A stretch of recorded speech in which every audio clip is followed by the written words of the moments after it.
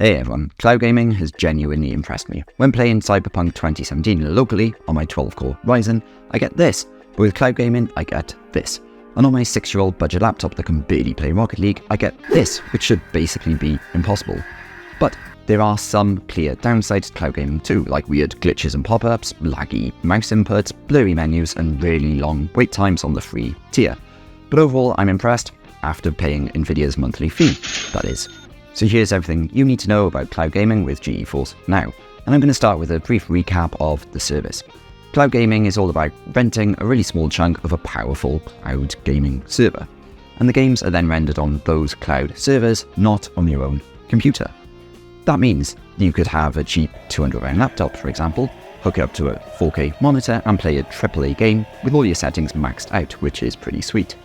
Well, let's say that you can play at 4K resolution. This is only possible with GeForce NOW if you buy their ultimate plan, and this isn't exactly cheap. Yes, it would be cheap if it included unlimited games, but it doesn't.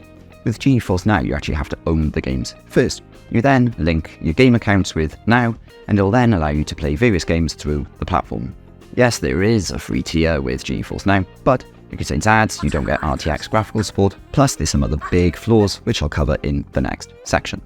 However, if you're interested in trying out cloud gaming, I'd probably just pay for a 1-day or 1-month pass for Priority or Ultimate membership and test out and see if you like it. GeForce NOW doesn't support every game either. The website after says there's over 1,800 games being supported, which sound great of course, but there's some notable exceptions here like various Bethesda games, XCOM, some Total War games, and a load more. Supported games can also be removed at any time, meaning that you could happily be gaming one day and then not be allowed to play that game the following day.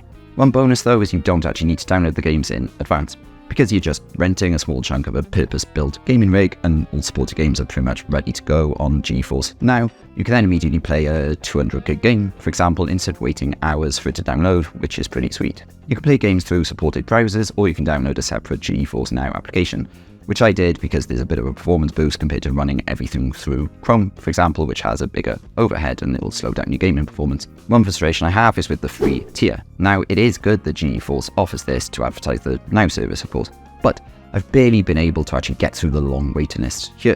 Maybe it's just based on my location, because you'll naturally be connected to a nearby gaming rig or server, but I once tried to join, there were over 150 people ahead of me in the queue. After waiting for some time, there were still almost 100 people before me in the queue. Eventually I just gave up. I estimated it would have taken half an hour at least just to get in. That's too long in my opinion. Equally, the free servers are less powerful, meaning you certainly won't be able to get fully maxed out graphics for your 240Hz monitor, for example. You'll also see some ads and your session will end after just 1 hour. So the free tier is probably better than nothing for really casual gamers, but you certainly can't rely on it, especially for more serious or organised gaming. I did try queuing up at a totally off-peak time and there were only 15 people ahead of me in the queue, but it locked up when I was the 4th person left in this queue. This happened to me twice, meaning I had to restart and join the queue again and again. I did eventually get in once after waiting around 10 minutes of messing about, but all in all I wouldn't personally consider the free tier. So I ended up dipping into my Linus tax write-off fund and paying £20 for a month's ultimate membership. And I was pleasantly surprised here actually. Well, I did have a bunch of bugs at first, which I'll discuss in a minute, but after fixing them, the graphics were amazing. I firstly played Cyberpunk 2077 with everything maxed out, including ray tracing, because you get this with the paid plans. And it looked great on my 4K 60fps monitor. I actually kept forgetting that the graphics were being rendered and streamed over the cloud because everything was just so seamless and snappy.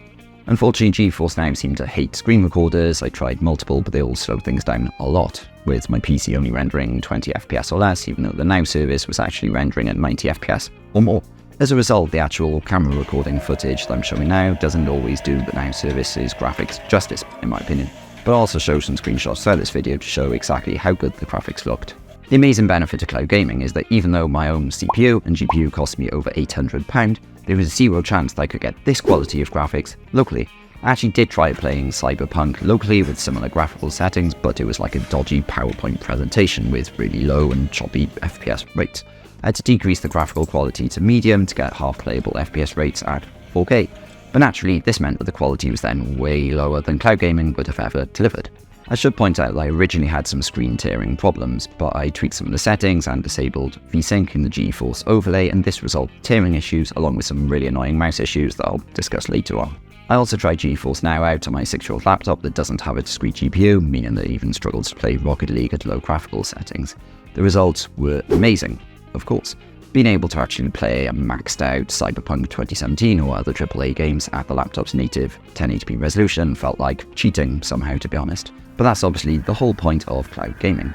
It opens up an interesting idea that I'll cover later actually. Why would you ever pay £3,000 for a really powerful gaming laptop or PC when you could just pay £300 and then put the savings into a cloud gaming membership and also a really nice holiday every year? The reason the GeForce Now works so well, in my opinion, is that they don't cut corners on the streaming quality.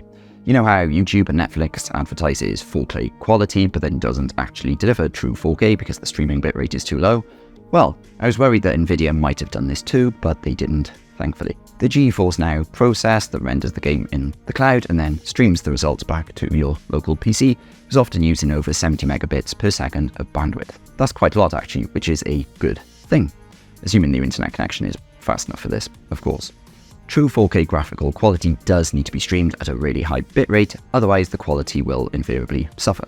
So the fact that GeForce Now doesn't cut corners here is great because you can see the full graphical quality of your game without any annoying compression tricks and things like that. There were two things I need to note though.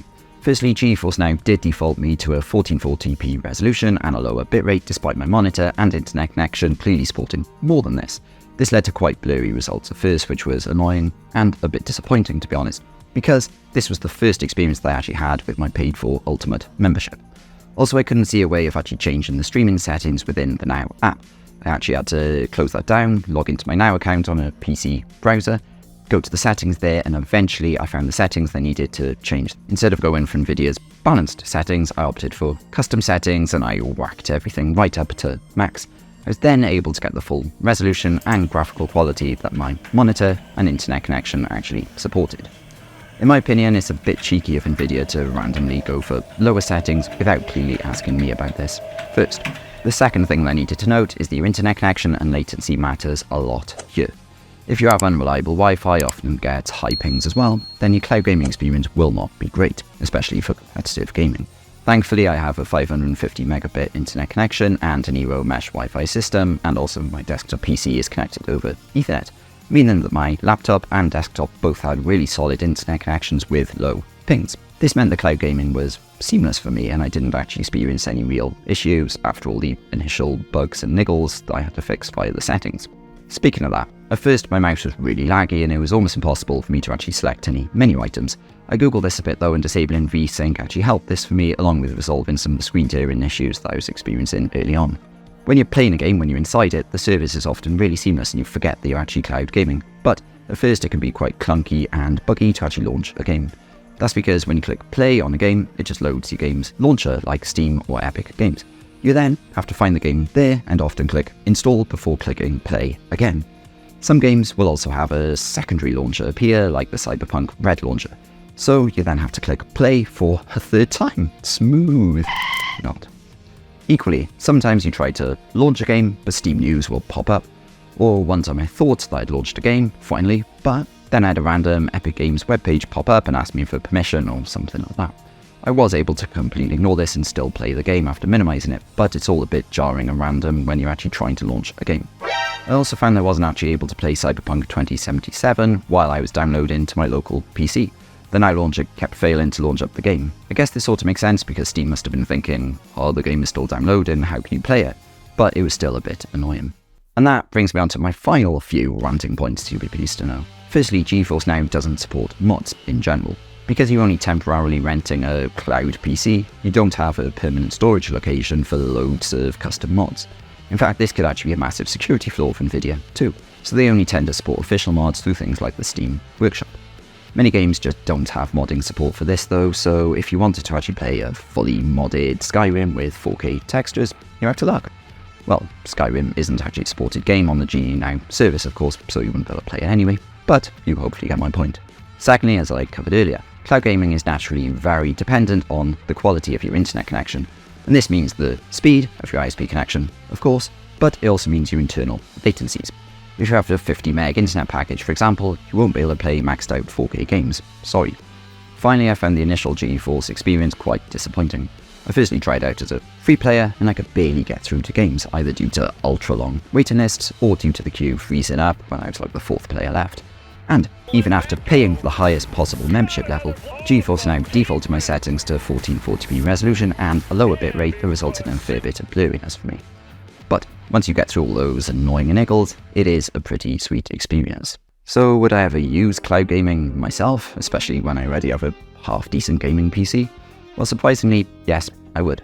Firstly, it's summertime now, even though it's raining outside.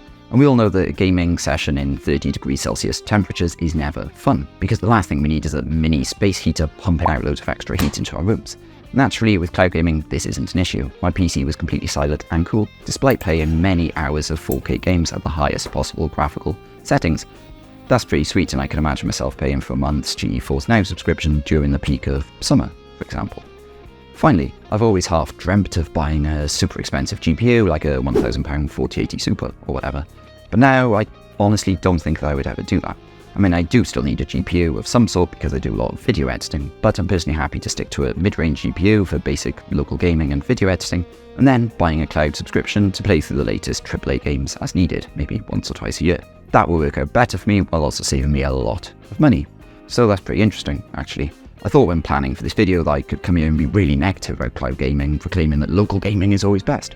But it's kind of not. I was genuinely surprised at the seamless nature of GeForce Now, after fixing all of the initial bugs and niggles, of course. I would happily use it again, and that wraps up this video. I hope you enjoyed it. If you did, please click the thumbs up button and please subscribe to see more videos like this. Thanks for watching.